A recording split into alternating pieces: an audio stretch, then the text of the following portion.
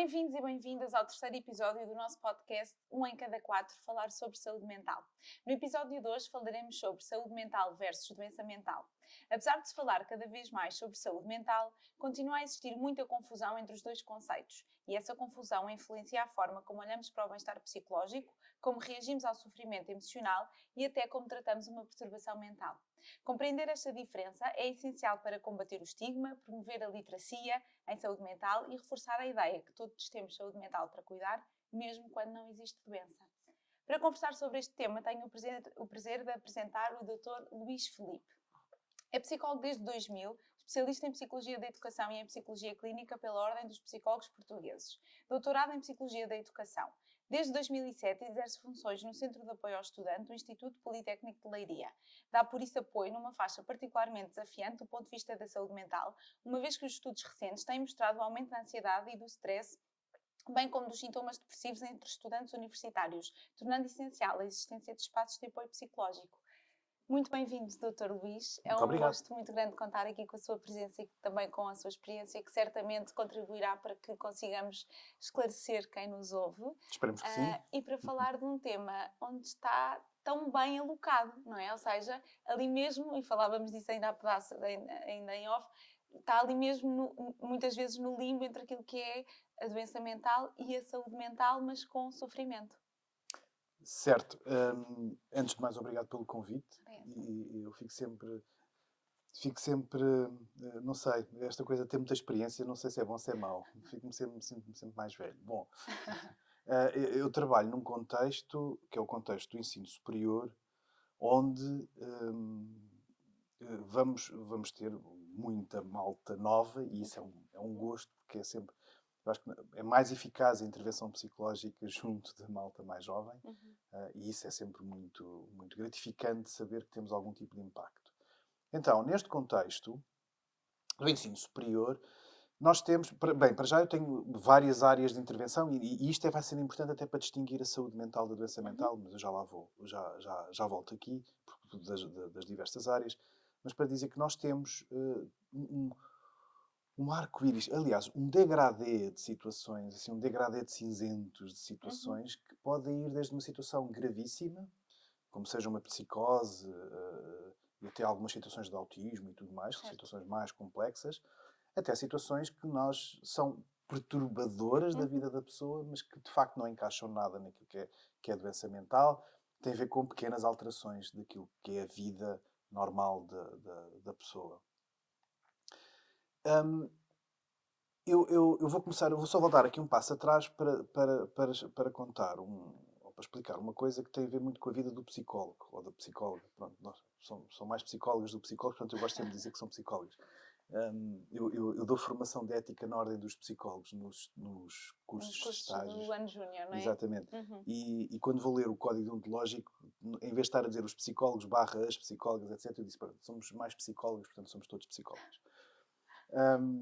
Mas há um defeito, eu diria quase que um defeito de formação em quem trabalha em psicologia, que é nós facilmente utilizamos expressões que são associadas à patologia de uma forma normalíssima. Por exemplo, aquela pessoa é muito ansiosa. Ou aquela pessoa tem traços de hiperatividade, é um bocado hiperativa. Ou aquela pessoa é... Nós temos uma certa tendência a dizer isto, porque de facto nós navegamos, em psicologia clínica, nomeadamente, nós navegamos muito aqui entre aquilo que é saúde mental e doença mental e facilmente utilizamos terminologias sem conotação negativa. Sim. Ou seja, nós não estamos a diagnosticar. E na verdade também estamos sempre, no fundo, a identificar aquilo que estudámos, não é? O nosso olho vê aquilo. Vê aqueles traços. Vê aquilo. Exatamente. E para dizer então o quê? Que de facto toda a gente tem as suas cenas. Cenas. Podemos Tem dizer as suas cenas, não é? cenas. Cenas. Acho que fica bem. Cada um de nós tem a sua, desculpem a expressão, eu vou utilizar uma terminologia da psicologia muito cara, que é todos nós temos pancada. Entre aspas. Mas A todos tal nós... história de médicos e loucos, todos temos E ainda bem. Eu costumo dizer isto em casa e noutros sítios, disse, se fôssemos todos normais, isto era um tédio enorme. Era E uma o que é a chatice. normalidade? Ou seja, do ponto de vista estatístico, nós sabemos que a normalidade é dada pela maioria, aquilo que é a norma numa população, não é? Mas o que é a normalidade? Exatamente, pronto. E se calhar isso também é importante para distinguir aquilo que é saúde mental daquilo que é da doença mental. Bom, mas é isto, quer dizer, Se nós não tivermos as nossas cenas, se nós não formos um bocadinho mais ansiosos, um bocadinho mais neuróticos, até que é uma expressão típica da psicanálise, que eles dizem que ser neurótico é ser normal, que eu concordo plenamente. E a maioria de nós será neurótico e não psicótico, não é? Isso não é Exatamente. necessariamente disfuncional. Nada, nada. Por isso eu volto a dizer, é bom que nós tenhamos as nossas coisas. É isso que nos distingue umas pessoas das outras. Ou sermos mais ansiosos aqui, sermos mais depressivos ali, entre aspas, ou sermos outra coisa qualquer. Isso dá-nos vida, dá-nos características, permite-nos ser diferentes uns dos outros. Por isso é que eu digo, se nós fôssemos todos normais, todos iguais, isto era uma chatice. Todos sabíamos exatamente o que é que cada um andava a pensar e a sentir e ninguém fazia nada porque, pá, não precisas me dizer, eu já sei.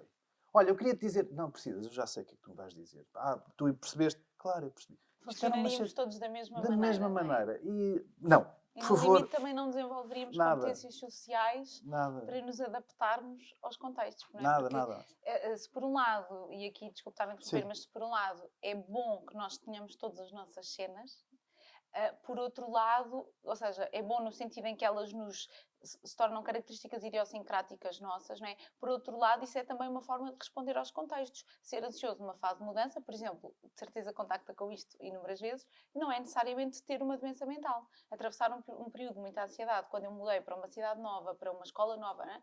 É se calhar só um sintoma da adaptação. E isso não é doença mental. E que é adaptativo. Exatamente. Há pouco tempo, eu agora estou a tentar recuperar onde é que foi, mas eu ouvi um discurso, olha, foi a semana passada. Ouvi um discurso, tive um encontro onde havia médicos, enfermeiros, etc. E havia uma médica de medicina geral e familiar. Às tantas foi no mesmo encontro que eu tive. Se calhar foi. Então, se calhar foi. Então, se calhar vai reconhecer isto que eu disse. A médica disse, a certa altura, que ter ansiedade era mau. Não me lembro exatamente, eu estou a parafrasear porque eu não me lembro exatamente das palavras que ela utilizou, mas ela disse isto. Ela disse que ter ansiedade não era bom. E aquilo custou-me ouvir. Porquê? Até porque a ansiedade é uma emoção. Portanto, convém que ela funcione. Pronto, exatamente. E é muito importante. Ou seja, estas coisas que nós dizemos, ter ansiedade é mau, ou ter tristeza é mau, ou estar zangado é mau, isto é saúde mental, atenção. Ter estes sentimentos, eu agora estou a olhar aqui para a malta mais nova que está aqui à nossa, não vê, mas a gente vê daqui. Ter estas emoções, estes sentimentos é muito importante. É essencial nós sentirmos. É por isso que ainda temos sentimentos e emoções. Porque se calhar se dependesse da indústria farmacêutica, e eu não estou a dizer mal da indústria farmacêutica, mas só para dizer que eles dão-nos uns medicamentos que de facto desligam este tipo de botões. Onde é que eu quero chegar com isto? Ter saúde mental é ter ansiedade. Porquê? Porque a ansiedade faz parte da nossa adaptação. Exatamente. Se nós não formos ansiosos, se nós não sentirmos ansiedade, que é medo, se nós não sentirmos ansiedade, nós não nos preparamos para os eventos da nossa vida. A tal questão da adaptação, a tal questão das competências. Eu dou sempre aquele exemplo de, se não sentíssemos ansiedade, ninguém teria estudado para o exame de código, ninguém teria praticado o suficiente para um exame de condução, para os testes na escola, para uma apresentação oral. Portanto, é esta versão adaptativa. Andávamos a 300 a hora na autoestrada. Exato. Era fácil, se eu não tiver ansiedade. Agora, mas isto cola, eu acho que este tópico cola exatamente com aquilo que seria o mote para o início desta conversa, que é, então qual é a diferença entre saúde mental e doença mental? Porque, por um lado, ter emoções, as emoções habitam em nós, não é? E Rumi tem um poema maravilhoso que é a Casa de Hóspedes, que diz isso, não é? As emoções entram em nós e nós podemos estar um bocadinho com elas e fazer ali como se lhes estivéssemos a abrir a porta e deixá-las estar, está tudo bem. Mas e o que fazemos com isso, não é? Eu sinto ansiedade e por isso deixo de sair à rua. Eu sinto ansiedade e por isso deixo de contactar com os meus amigos. Ou desisto do curso, não é? Onde é que se roça aqui para a doença mental? É muito difícil distinguir a fronteira exata. E porquê é que é difícil distinguir? Se calhar eu vou utilizar, isto agora vou entrar no mundo da estatística, mas é uma boa forma de exemplificar isto. Se nós imaginarmos que nós temos uma determinada intensidade de sentimento, por exemplo, vamos falar de ansiedade. Nós temos uma determinada quantidade de ansiedade dentro de nós. Quando é que isto se torna doença mental? Eu diria que das duas uma. Ou quando é muito pouco, por exemplo, imaginem, abaixo do quartil 25, ou menos de 25% de ansiedade é mau, mais de 75% da ansiedade é mau. Eu estou aqui só a fazer uma Certo. metáfora, isto não é Sim, nada sim, disto. sim, sim, sim, sim. Às vezes é difícil exatamente distinguir esta linha. E por isso é que nos critérios de diagnóstico, tanto na Classificação Internacional de Doenças, tal como na DSM, que é da Associação Americana de Psiquiatria, eles dizem que as perturbações só podem ser diagnosticadas se mantiverem intensas durante X tempo. De facto é isto. A doença mental é algo que perturba o nosso pensamento, é algo que perturba, e perturba no sentido de distorce o nosso pensamento, é algo que perturba a nossa vida, faz-nos mudar a nossa vida, causa sofrimento nos outros também e mantém-se durante muito tempo. Sim. No fundo, tem um prejuízo significativo que é transversal a algumas áreas da nossa vida, não é? Sim, portanto, e daí a tal perturbação do nosso pensamento e do nosso comportamento, e que isto, de facto, faz-nos ter comportamentos atípicos e faz-nos fazer coisas que são anormais, que não são esperadas. Certo. Uma coisa é ser uma vez. Eu não posso dizer que alguém tem uma doença mental porque uma vez teve um determinado tipo de situação. Eu posso dizer que essa pessoa, de alguma forma,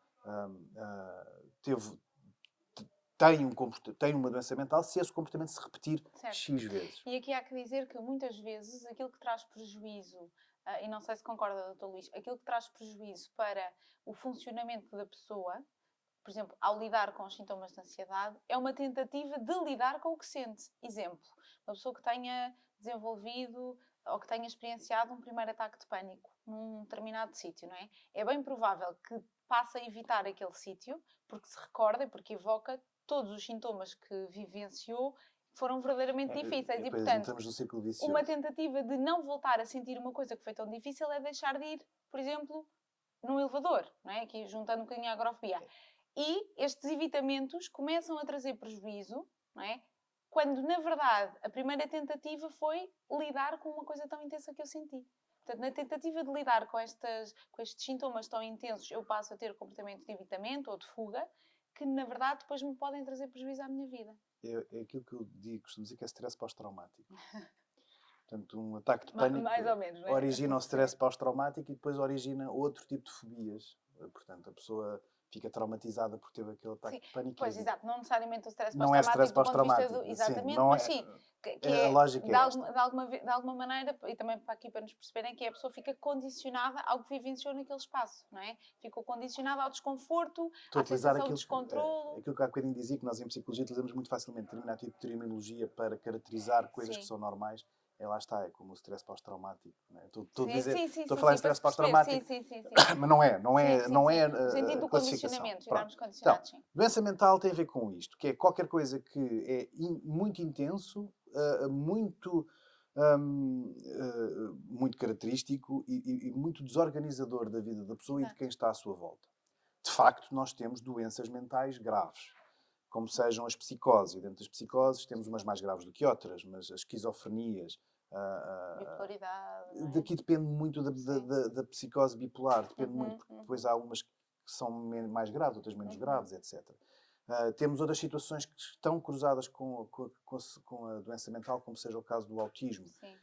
Também há vários níveis. Né? E isto, curiosamente, falando de autismo, antigamente falava-se muito no síndrome da Asperger, ou seja, até há bem pouco tempo havia uma espécie de níveis de intensidade do autismo. E havia há o autismo de alto funcionamento, ou seja, pessoas com características autísticas, mas que de facto fazem a sua vida normalíssima e que quase ninguém percebe. Mas eles têm sempre algum tipo de sofrimento. E são as tais antigas síndromes da Asperger. Que agora serão, transpondo o nível 1, não é? Eu gosto muito mais da expressão do autismo de alto funcionamento e no fundo é isso que acaba por acontecer. E são pessoas que de facto podiam estar caracterizadas como tendo doença mental, de alguma maneira, mas que nós não o fazemos exatamente porque queremos que as pessoas tenham a sua vida normal e tenham a sua saúde mental. E isso é importante e acho que é isso que acontece. Mas lá está, é mais uma daquelas zonas onde é possível distinguir aquilo que é saúde mental daquilo que é doença mental. Há mais exemplos, e agora voltando ao meu contexto do Instituto Politécnico de Leiria, Nós lidamos muito com casos de dislexias e perturbações de aprendizagem, Sim, vamos chamar certo. assim. Existe uma Dislexias, classificação, descalculias, sim. disortografia, Sim. pronto, e outras. E existem outro tipo de Os perturbações de PHDAs aprendizagem. também, não é? As As perturbações de perturbações de hiperatividade e hiperatividade e déficit déficit de de atenção. atenção. E nós não lidamos com isto como sendo doença mental. Embora muita gente possa até achar que é. Quando eu digo a alguém é hiperativo, isso é doença mental. Não, não é necessariamente doença mental. É apenas uma pessoa que, de facto, faz mais coisas. E é mais, se calhar, um bocadinho mais impulsiva. Mas isso não é necessariamente mau. Isso é característica daquela pessoa.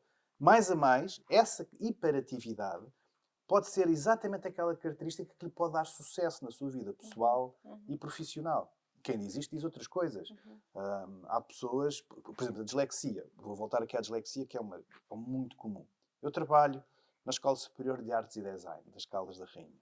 Também trabalho na Escola Superior de Turismo e Tecnologia. Aliás, eu, na verdade, trabalho em todas as escolas do Politécnico, mas é nestas principais onde eu estou.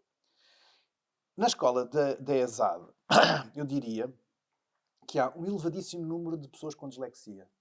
Isto não as torna anormais. Elas não têm doença mental nenhuma. Elas têm um funcionamento cerebral e cognitivo ligeiramente diferente de outras, que as impede de ler, por exemplo, um texto de uma forma regular, como nós esperamos que elas leiam, mas em contrapartida, e por isso é que estão numa escola de artes, são pessoas altamente criativas, são pessoas que conseguem conjugar aspectos que mais ninguém se lembrou, são pessoas que, de facto, devido às suas características e à sua dificuldade num determinado aspecto, adaptam-se e conseguem fazer outras coisas melhor que outros. Portanto, ainda bem, de certa forma, que existe a dislexia, porque são pessoas com uma criatividade enorme e com uma imaginação tridimensional fantástica e, de facto, tem o seu lugar em todo lado. Isto não é doença mental, isto é saúde mental. Ou seja, aproveitar as nossas características pessoais, mais intensas, menos intensas, mais ansioso, menos ansioso, mais depressivo, menos depressivo, o que for, de uma forma positiva, é muito importante. Lembro-me de vários poetas portugueses com características depressivas e que, de facto, escreveram obras fabulosas. E isto é saúde mental, ou seja... Sim, ou seja, no fundo o que a está a catarse. dizer é conseguir, através daquelas que são algumas dificuldades permanentes, porque a dislexia é permanente, não é? Potenciar os outros recursos que existem também, não é? Não é só esta visão da doença por si, mas é também, esta pessoa é mais do que a doença que tem. Ou a perturbação que tem, neste caso, não é? E que terá, se calhar, uma maior...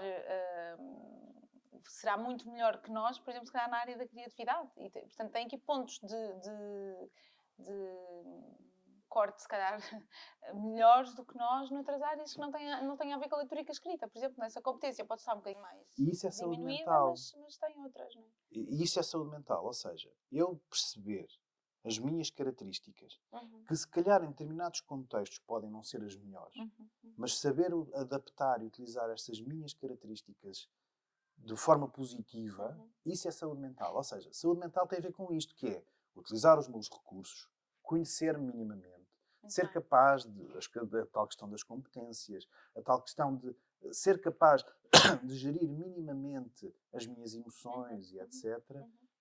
E quanto melhor sou nisto, mais saúde mental tenho. Dou-me a lembrar agora de outra expressão, que eu acho que também exemplifica isto um bocadinho, eu gosto muito desta expressão, que era de um autor escocês, da área da psicanálise, que era o Donald Winnicott, em que ele falava numa expressão fabulosa, que era a mãe suficientemente boa. Que eu acho que é fantástica. E ele dizia, a mãe deve ser suficientemente boa. Então o que é que isto quer dizer? Nós andamos sempre à procura da perfeição. Portanto, ele lidava muito com bebés e crianças, daí ele falar nas mães. E então, ele dizia que as mães não têm de ser perfeitas, antes pelo contrário. As mães perfeitas, aquelas que estão sempre em cima dos filhos, estão sempre a cuidar, que abafam, que tentam fazer tudo. A sobreproteção, etc. Isso é altamente nefasto para a saúde mental da criança. E da mãe. E da mãe. Mas ele dizia, no caso... O foco dele era a criança. O foco dele era a criança. É altamente nefasto para a criança. Portanto, a mãe perfeita era mau para a saúde mental daquela criança.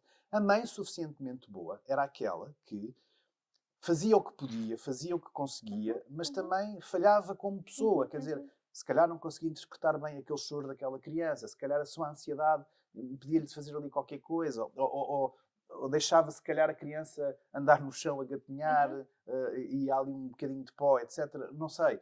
Outro tipo de situações em que a mãe, porventura, tinha uma ou outra falha face àquilo que era expectável enquanto mãe perfeita, mas que essa postura dessa mãe facilitava então que aquela criança começasse a aprender a lidar com a frustração, que aquela criança começasse a aprender a gerir o seu espaço e a autonomizar-se e ir mais além, não é? Porque, utilizando outras questões de Mary Ainsworth, que tinha a ver com a ansiedade de separação, a mãe perfeita impede o bebê de se separar.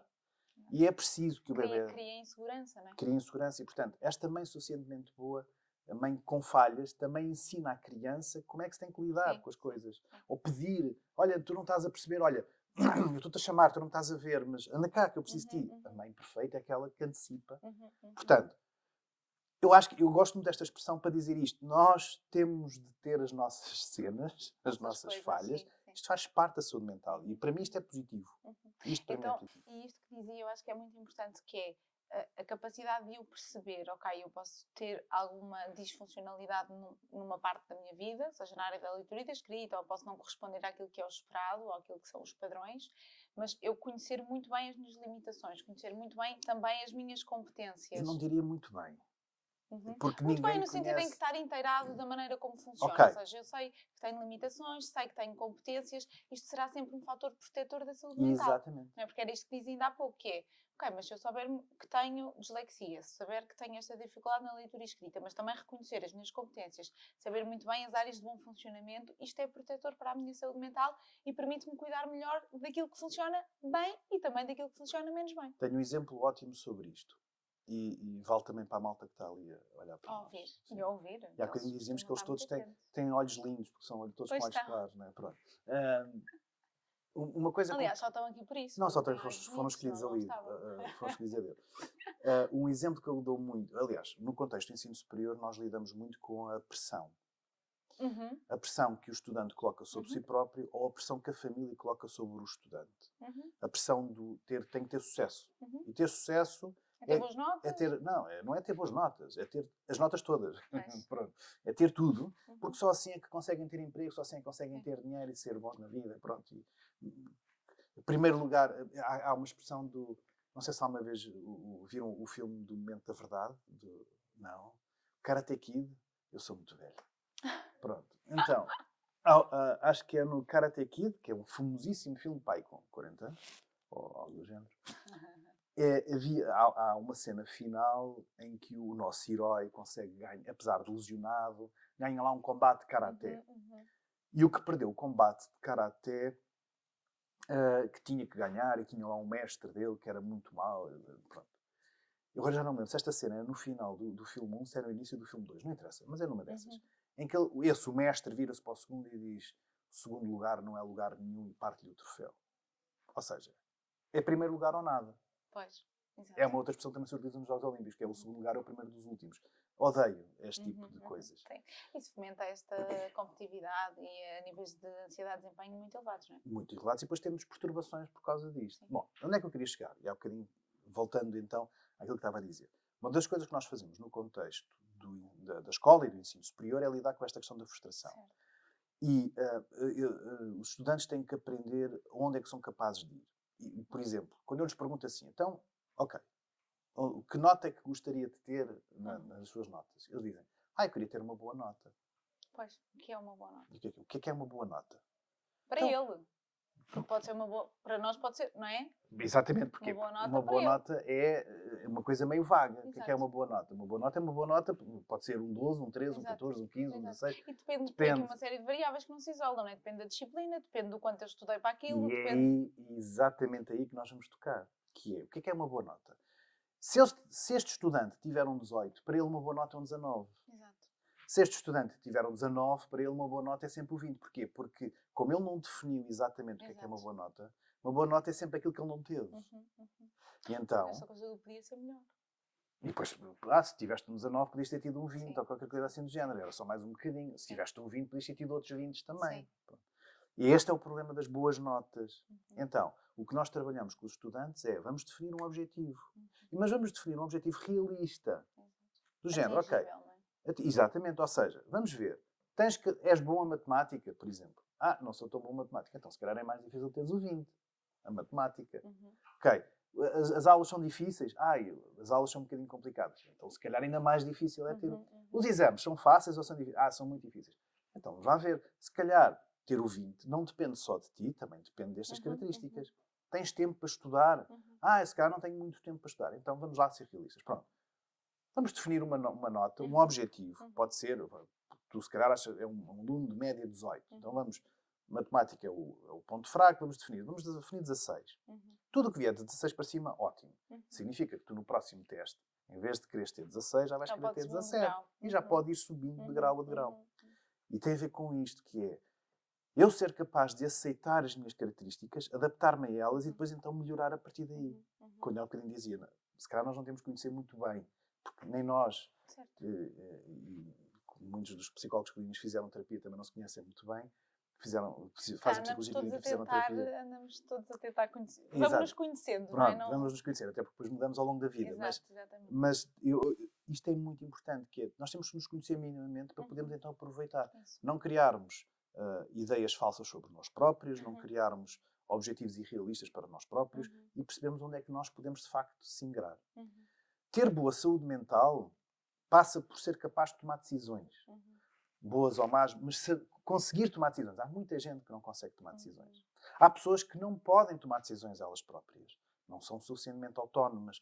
Sejam pessoas com psicoses, sejam pessoas com demências, sejam pessoas com autismo. Se não têm o chamado juízo crítico, não é? Esta capacidade de saber o que é melhor para elas e para o outro. Portanto, isto também distingue aquilo que é saúde mental daquilo que é doença mental. As pessoas com saúde mental conseguem tomar decisões. Eu não estou a dizer que sejam boas decisões, mas pelo menos tomam uma decisão. Não é? E claro que depois podemos questionar a qualidade das decisões e por aí fora. Não é nesse sentido, não vou discutir por aí, isso é uma outra área completamente distinta. Mas a saúde mental, como eu dizia, é isto, é saber tomar decisões. É conseguir ser, de alguma forma, autónomo no seu dia-a-dia. É conseguir estar com outras pessoas também. As pessoas com doença mental, isto é muito mais difícil. Estou-me a lembrar de um caso, de um tipo de perturbação gravíssimo. Gravíssimo, que é a perturbação de personalidade narcísica, por exemplo. Ou a perturbação de personalidade borderline. E aqui também temos várias intensidades. Certo. Embora algumas perturbações de personalidade estão ali dentro do espectro daquilo que a gente pode dizer, está ali na fronteira daquilo que é o normal, mas a perturbação de personalidade, já agora a personalidade é um conjunto de traços de caráter, de maneira de estar e de lidar com o mundo, e há... interno, e portanto fazem parte da nossa personalidade. E que nos caracterizam, etc. Tem a ver com aquilo que nós somos. Exato. Aliás, eu gosto muito disto. Isto é muito curioso. Em psicologia nós não caracterizamos a personalidade normal, só falamos nas perturbações de personalidade.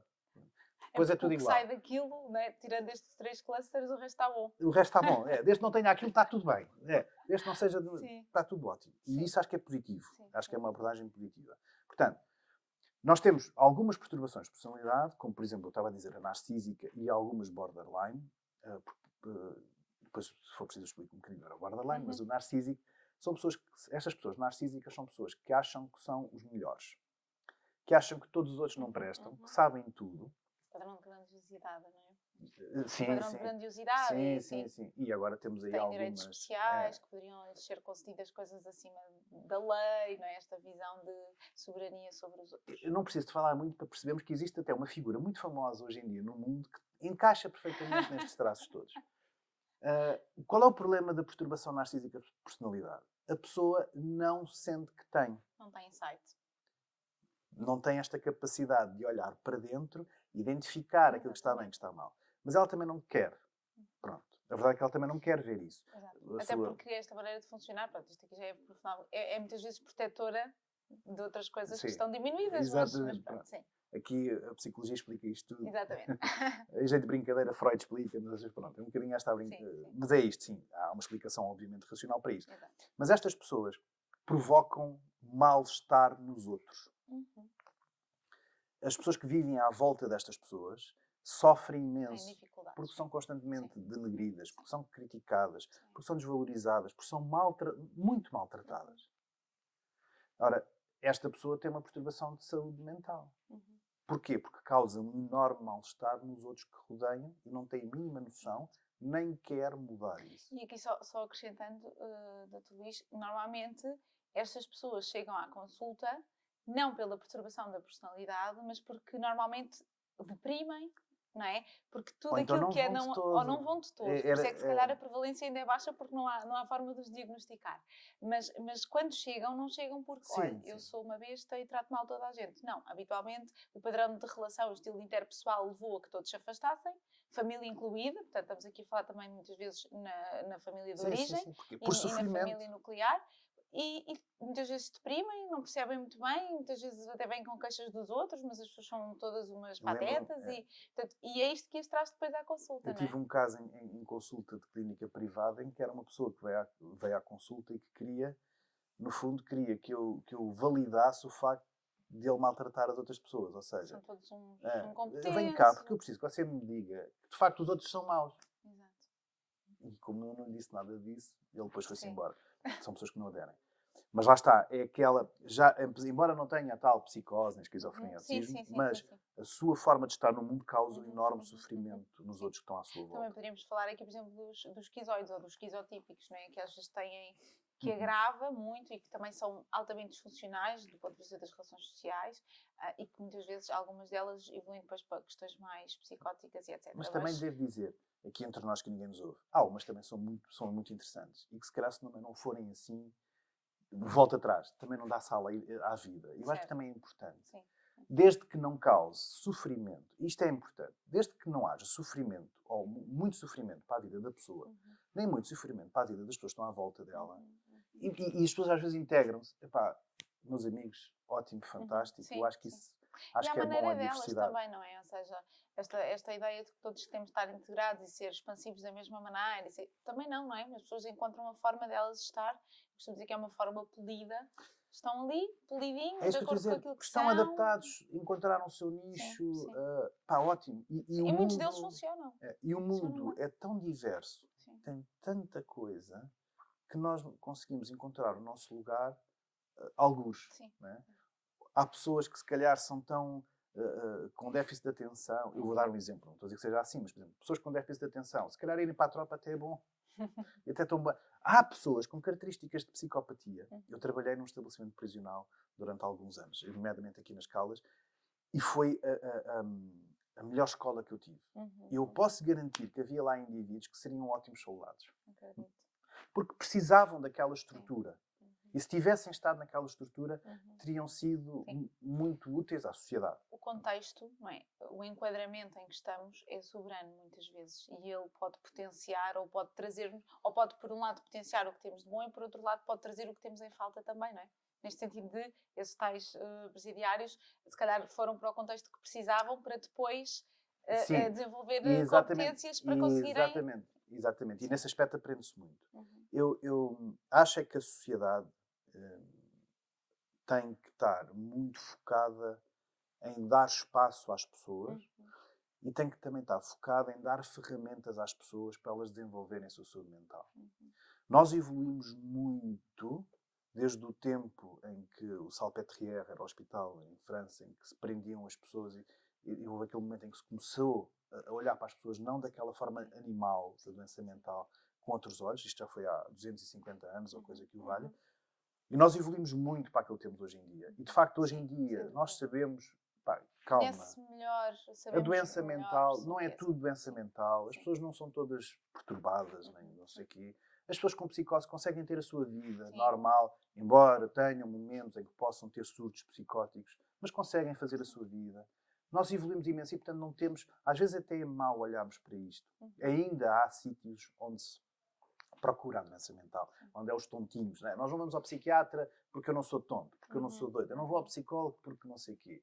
E isto também tem que ser desmontado, e eu acho que este tipo de conversas também tem este ajuda, fator, não é? ajuda. Não há... Isto não existe. As pessoas, se precisarem de ir ao psiquiatra porque precisam tomar um ansiolítico ou um antidepressivo porque tiveram uma fase crítica na sua vida, vão. Certo. Todos nós, ao longo da nossa vida, vamos ter perdas. Ou vamos ser despedidos, espero que não, naturalmente. Não é? Ou vamos ter uma separação, eu espero que não, mas pode acontecer. Ou vamos ter uma morte próxima, isso é garantido, infelizmente. Sim. E nós vamos perder coisas, isso é triste. Isso é triste, nós podemos e devemos deprimir. Aliás, é importante, por exemplo, no luto, a depressão. Nós temos de deprimir. nós temos que chorar a nossa perda. Uhum. No filme eu nunca me lembro do nome daquele filme da Disney sobre as emoções. Sim, Divertidamente. É muito, muito interessante ver naquele primeiro filme. Eu gostei muito desse filme porque ele explica-nos a importância da tristeza. Sim. A tristeza ancora, não é? Eu tinha uma pessoa que dizia com muita graça que se nós só vivêssemos felizes e contentes, isto era um problema, não parávamos para pensar em nada. Exatamente. Era isso mesmo que Era um aí que eu queria chegar. problema. Quando nós estamos alegres, nós não pensamos que está tudo bem, está tudo fixe, é uma maravilha, está-se bem, não há problema. Eu quero é divertir-me e tal. Talvez fôssemos todos maníacos hoje em dia se não houvesse tristeza. Muita dopamina, isto depois causa problemas. Sim. Portanto, quando nós estamos felizes, nós não pensamos, e é suposto ser assim, eu também quero estar feliz. Não é? Tudo bem, também precisamos. Sim. Quando nós estamos tristes, devido à serotonina e pronto, tudo mais, nós pensamos. E nós pensamos de forma triste nas nossas perdas, naquilo que ficou para trás. E só assim é que nós conseguimos reorganizar e pensar assim, ok, eu perdi qualquer coisa que era muito importante para mim. Agora, o que é que eu tenho que fazer para lidar com isto e para seguir em frente? E aqui perdas, estamos a falar até de coisas mais triviais no dia-a-dia, não é? Perdas porque um amigo se afastou, perdas porque alguém do meu trabalho de quem eu gostava muito se foi embora, perdas porque eu olho para trás e vejo que o meu grupo de amigos não é tão próximo como era. Ou seja, não estamos necessariamente a falar da morte de alguém. Muito. Exato, perdas neste sentido, até às vezes trivial, do dia-a-dia, mas que realmente convém processar. E nós temos que pensar nisto. E a tristeza, reintegrar isto na nossa vida, não é? E a tristeza tem este papel. Todas as emoções têm um papel importante. Sim, sem dúvida. Todas as emoções são importantes para a nossa saúde mental e nós não podemos olhar para elas como sendo doença. Exato. Então, se calhar, pegando aqui, ou seja, já percebemos que doença mental e saúde mental são conceitos diferentes porque nós podemos estar tristes, podemos estar em baixo, podemos ter algum nível de disfuncionalidade e não temos necessariamente uma doença mental, não é? E, por outro lado, também há pessoas que podem ter alguma perturbação mental ou psicológica que até têm indicadores de saúde mental no sentido em que conseguem ter uma vida, aqui saúde mental no sentido de conseguir fazer a minha vida, conseguir tomar decisões. Por isso é que às vezes a fronteira fica muito conseguir envolver-me em contextos sociais, conseguir manter a minha atividade profissional, conseguir cumprir o meu papel enquanto pai, mãe, esposo. Ok, certo. Eu acho que é importante distinguir isto. E de que maneira é que nós podemos cuidar da nossa saúde mental? Pronto, eu há bocadinho comecei queria ir para aí e desviei-me ligeiramente. Mas eu estava a dizer que a sociedade tem um papel importante nisto. Tem um papel importante na formação, nas escolas, educar para a saúde mental. A sociedade tem um papel importante em criar estruturas e condições para retirar o melhor possível das pessoas. Todos nós temos este papel.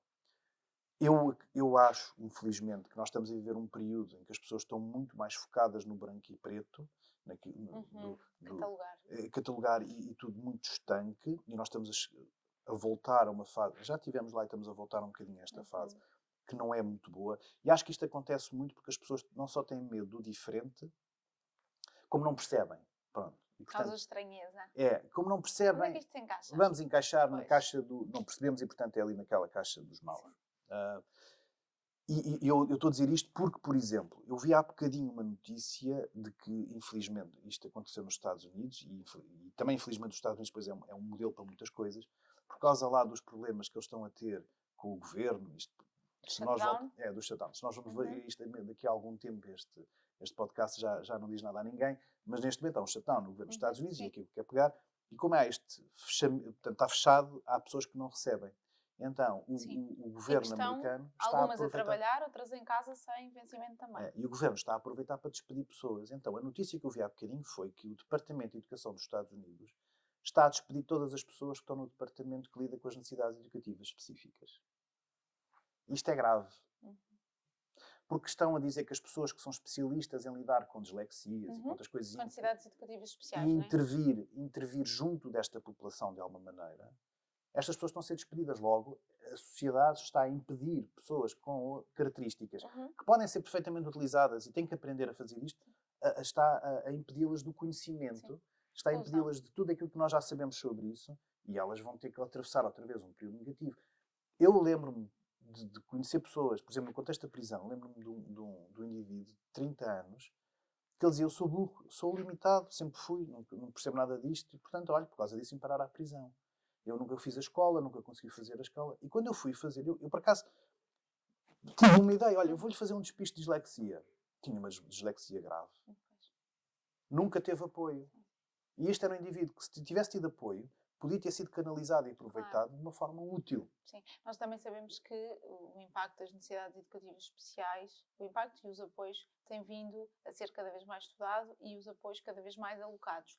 Não suficientes, provavelmente Pois nunca serão, temos de estar mas sempre portanto, se evoluindo. calhar nessa altura realmente esse homem não teve esta E oportunidade e hoje em ninguém dia, olhava para isto e hoje em dia nas escolas já ele não passaria despercebido. E antigamente também havia muito esta cultura do não dá para a escola. Não é? Havia muito isto, não dava para a Eles escola erravam, e faziam pronto. os erros e não Ele sei o não quê. tem Não. cabeça para Ele isto, vai para não, uma coisa mais prática de realização ele e não é pronto. muito esperto, Sim, porque ele não sim, sabe ler, ele não sim. sabe escrever. Pronto. Mas isso nos Estados Unidos não foge muito àquilo que é normalmente aqui a linha de pensamento do presidente dos Estados Unidos. Portanto, esta coisa de que a diferença não tem lugar.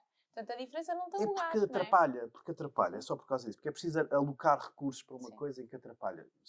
Pronto, e lá está. Eu acho que o papel da sociedade também é este. Nós todos temos um papel importante. Sim.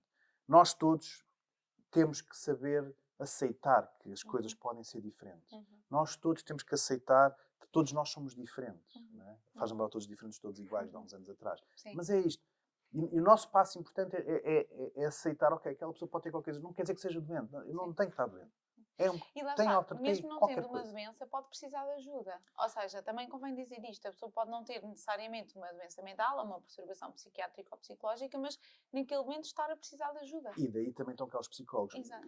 Por exemplo, os psicólogos não lidam só com perturbações. Sim, é? sim. É verdade, os psiquiatras um bocadinho mais do que os psicólogos. Porque normalmente há esta ideia de que o psiquiatra é quando já é mesmo grave. E não tem de ser. Eu acho que o psiquiatra ainda não preciso. É quando já é mesmo grave. Já tem que ser no Quando eu psiquiatra. preciso, eu tomo um ansiolítico. Felizmente nunca precisei de antidepressivos, mas, por exemplo, o ansiolítico é uma coisa que de vez em quando posso tomar, ou porque estou ansioso, ou porque preciso dormir, ou qualquer coisa do género, e é uma medicação psiquiátrica. Os psicólogos têm... Eu até diria que todas as pessoas beneficiam do psicólogo. Sim, eu acho que todas as pessoas que fossem ao psicólogo beneficiariam. Não porque têm uma perturbação, mas porque o psicólogo ajuda a pessoa a conhecer-se e identificar os seus pontos fortes e pontos fracos. E a perceber muito bem como funciona. E eu costumo dizer que a terapia é mesmo um caminho para a liberdade, que é eu começar a decidir as coisas que quero porque quero e não porque é a única que sei ou porque é a maneira que eu arranjei para lidar com isto. E nesse aspecto a terapia psicológica é muito útil porque a pessoa tem mais noção de si e dos outros e sente-se muito mais segura. Isto é que é saúde mental e é para aí que devemos caminhar para as pessoas poderem fazer e ser aquilo que entendem. Bem ou mal, etc. Mas fazerem aquilo que entendem. Todos nós temos de ter este papel. Eu acho que todos nós também temos de ter alguma informação sobre saúde mental e doença mental. Acho que também faz parte, o nosso léxico de saúde também passa por aí. Sem dúvida. E como eu dizia, aceitarmos somos todos diferentes. E isto não é necessariamente mau, antes pelo contrário, é bom. Todos nós temos o nosso canto, todos nós temos o nosso lugar. E guardar a doença mental para um aspecto, de facto, muito restrito. E aquilo que a pessoa que tiver uma doença mental, de facto, está num grupo muito, muito limitado. Este podcast chama-se 1 em cada 4 porque é quase 1 em cada 4 portugueses têm um problema de saúde psiquiátrica. 22,9 são os últimos dados que estão disponibilizados e que apresenta, e normalmente das mais prevalentes, as ansiedades e a depressão, e que têm um problema de saúde, têm uma perturbação psiquiátrica, não é? Isto, naturalmente, que se encaixa, do ponto de vista clínico, ou seja, só aqui isto encaixa-se na doença mental. No sentido, não significa que mas encaixa, não é? Eu sei. Eu concordo. Temos que pôr. Mas não significa, é preciso dizer isto, naturalmente que ter uma perturbação de ansiedade ou uma depressão ou outras que tais encaixa-se numa perturbação psiquiátrica, não significa que estas pessoas estão invalidadas e estão encostadas ao canto e que não conseguem funcionar. Significa que precisam de ajuda neste momento específico, precisam de terapêutica, precisam de outras terapias, precisam de um processo terapêutico conjunto, diria eu que seria o ideal para todos. E passa pela terapia, pela medicação. Pronto, exatamente. E não significa que não funcionem, significa que têm prejuízo na qualidade de vida, significa que há algumas áreas que estão invalidadas, mas não significa que não funciona. Só um exemplo muito prático. As necessidades educativas específicas que são identificadas a nível das escolas, nós temos as permanentes e as temporárias. As permanentes, nós incluímos as dislexias, etc. As coisas do neurodesenvolvimento. Exatamente, do neurodesenvolvimento, a psicose, etc. também lá estão, porque são coisas que não passam assim. Crónicas, por assim dizer, não é? Mas, por exemplo, as ansiedades e as depressões, todas elas que lá aparecem são temporárias. Não há nenhuma que que a gente diga, não, isto é permanente. Sim, Não, sim, não é. sim, sim. São todas temporárias. Sim. E é assim também tem que ser abordadas. Por isso é que eu dizia, também é uma questão aqui de dizer que estas questões são doença mental.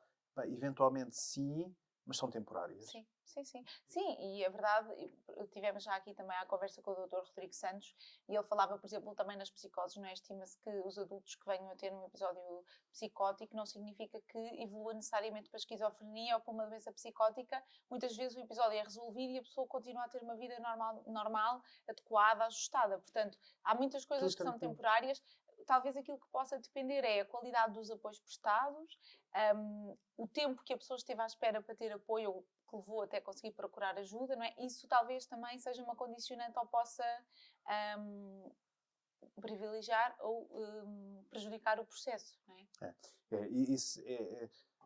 Este conjunto de fatores eu acho que condiciona e, portanto, volto a dizer, temos que nos focar naquilo que é positivo, temos que nos focar então na tal aceitação da diferença, aceitação de nós próprios, aceitar o outro e não andarmos também a dizer, a catalogar como doença mental. Não, faz parte. Ter emoções acho que é importante, ter muitas emoções, poucas emoções, faz tudo parte.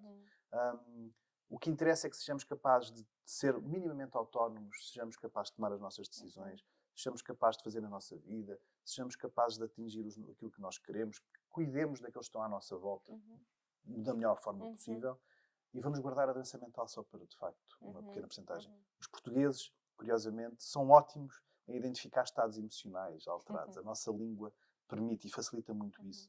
Nós temos uma tonalidade de emoções muito vasta.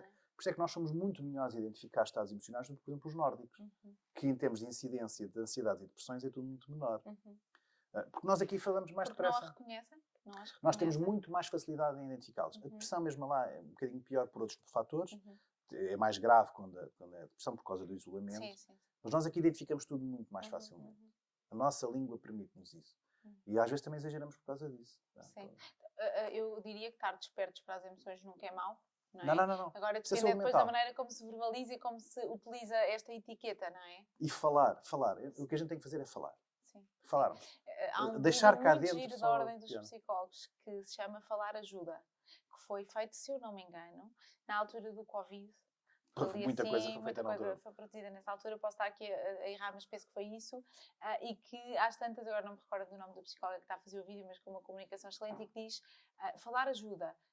E fala na quantidade de coisas em que falar ajuda. Organiza ideias, torna mais claro tudo aquilo que está na nossa cabeça. Torna real. Não é? E mantendo só dentro da nossa cabeça, vai aumentando e vai aumentando e vai aumentando. É tipo disco de escada e vamos... Permite-nos aceder a uma interpretação diferente daquela que nós damos àquilo que para nós é uma fonte de preocupação, obter outro tipo de estratégias para lidar com aquilo. Portanto, falar ajuda, nesta coisa que estava a dizer, é falar ajuda, falar sobre o que sinto, sobre aquilo que vivi, despejar. Sobre a maneira como aquela pessoa me fez sentir, sobre como é que foi o dia hoje, não é? Cada vez que eu vejo alguém assim, quase a chorar, eu digo assim, por favor, chora. Eu não vou dizer nada, chora, alivia, deita cá para fora, conversamos a seguir.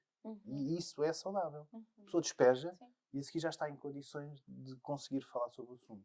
Mas aqui em relação ao choro, muitas pessoas, eu não sei se têm essa experiência, eu tenho, que é eu ando melhor, já não choro tanto. E lá vai a Adriana desmistificar que nós não medimos o nosso progresso, se choramos mais ou se choramos menos. Não, é importante, eu acho que chorar é importante. É uma forma de regular a emoção. Também há quem chore de alegria, não é? Para regular a alegria, há quem chore de tristeza, há quem chore de injustiça. Portanto, o choro é uma manifestação fisiológica de emoções vastas e variadas. Eu diria que para fechar até esta lógica, em termos de, para fechar esta conversa, eu diria, o que nós temos que fazer é sentir.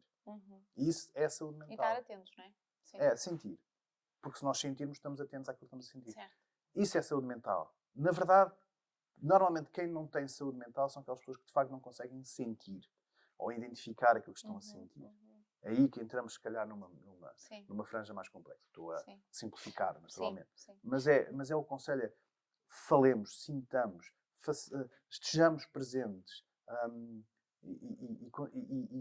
e aceitemos, no fundo, é isto, aceitemos a nós próprios, especialmente, e sejamos honestos com nós próprios. Sim. Eu costumo dar o exemplo que as emoções, nesta ótica do sentir, as emoções são como as ondas do mar, não é? Elas vêm, atingem o seu pico mais alto, como as ondas atingem, e naturalmente, e às vezes sem fazermos nada, só deixando de passar, elas apaziguam, diminuem a sua intensidade e a onda normalmente depois desvanece e funde-se com a massa de água que existe. E é isso que acontece com as emoções, não é? Elas vêm, invadem-nos, são intensas, são desconfortáveis às vezes, causam-nos transtorno, mas é só dar tempo, é só, não é, atentos, mas dar tempo que em princípio passará.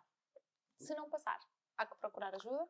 Se Exatamente. começar a ser muito intenso, muito Não há que ter invalidante, problema. se isto passou a fazer-me ter uma rotina diferente da minha, se me passou a deixar mais isolado, se eu tenho menos prazer nas atividades que tinha antes, se calhar é momento de procurar ajuda. Não sabemos se é já uma doença mental, mas pelo menos alguma coisa mudou e eu posso ter ajuda, não é? Quanto mais cedo, melhor. Existe tanta informação hoje em dia que eu diria que é Sim. só procurar estratégias para a pessoa aplicar, Sim. isto em termos de passos. Primeiro aplicar por mim, se não Uhum. funcionar, então pedir ajuda Exato. a um psicólogo, por exemplo, e se isso não funcionar, então recorrer a um psiquiatra. Mas há uma resposta. Sim. E essa resposta ajuda-nos a Sim. focar-nos novamente na nossa vida. E aqui para encerrar, falando nisso porque é um ponto muito importante, não é? Esta capacidade de eu paro, eu sinto-me diferente, eu paro e convém que saiba o que é que está diferente em mim, como é que eu estou hoje, o que é que se passa. E também convém que saiba o que é que funciona para mim, não é? O que é que eu posso fazer quando me sinto triste, o que é que eu posso fazer quando me sinto cansada, o que é que eu posso fazer quando estou ansiosa e desorganizada. E, portanto, tentar por mim. Isso é um ótimo princípio. Depois, então, é no sistema de afunilamento, não é? Depois, então, vou recorrer à ajuda, depois mais especializando. No contexto em que trabalha no Instituto Politécnico com estudantes universitários, portanto, jovens adultos, isto acontece ou não? Batem logo à porta? Ou qual é que é a sua experiência? Ou tentam primeiro eles próprios implementar algumas estratégias? São reconhecedores daquilo que funciona com eles? Qual é a sua experiência? Hoje em Do que dia, vai contactando? os jovens estão muito mais atentos à sua saúde mental, estão muito mais despertos para isto, até porque têm muito mais informação. Infelizmente, encontram demasiada informação errada na internet, seja nos TikToks principalmente, Sim. seja nos Hoje em dia Instagram. toda a gente fala de alguma coisa, não é? E depois falam, que banalizam a automutilação, banalizam a doença, coisas que não podem ser banalizadas. Sim. E ainda há pouco tempo a questão do suicídio, né, de incentivar. Isto é grave. Sim. E isto é grave e tem que ser de alguma forma controlado. Porque, de facto, estamos a criar, em alguns dos aspectos, jovens que acabam por entrar por dentro de uma área que já tem a ver com a doença mental, embora não seja doença mental grave, mas dentro daquilo que possa ser doença mental temporária. Mas os jovens hoje em dia estão muito mais informados e isso deixa muito satisfeito saber. Muito facilmente recorrem à ajuda. Muito mais facilmente procuram respostas para eles, para tentar lidar com os problemas deles. Mais facilmente procuram o psicólogo. Ainda ontem eu estava no meu gabinete e fui lá bater uma rapariga que eu não conheço, não faço ideia quem é. E perguntava-me assim, olha, como é que eu faço para lidar com uma rapariga que não está a tratar-me bem num trabalho de grupo? E assim, como? Desculpe. Passa-se isto assim, assim, assim. Eu estive-lhe a dar um conselho ao outro sobre o que é que ela podia fazer naquele momento. E isso achei muito curioso. Quer dizer, uma situação tão simples e ela foi à procura do psicólogo, bateu à porta. E isto é importante. E felizmente os jovens de hoje em dia estão muito mais atentos. E isso é ótimo para a saúde mental deles. Portanto, recorrem mais, têm mais ferramentas.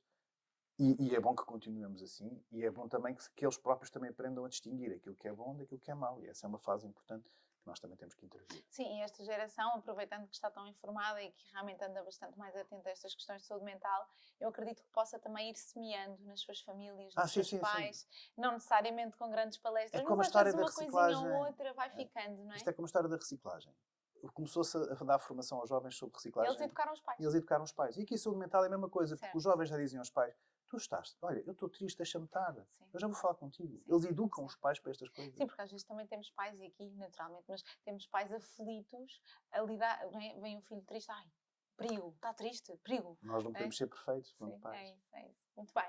Doutor Luís, obrigada por esta conversa. Nada. Foi um gosto muito grande tê-lo aqui prazer. connosco a conversar com a sua vasta experiência. Eu acho que ficámos todos muito esclarecidos. Obrigada por terem estado connosco durante este podcast e até ao próximo episódio.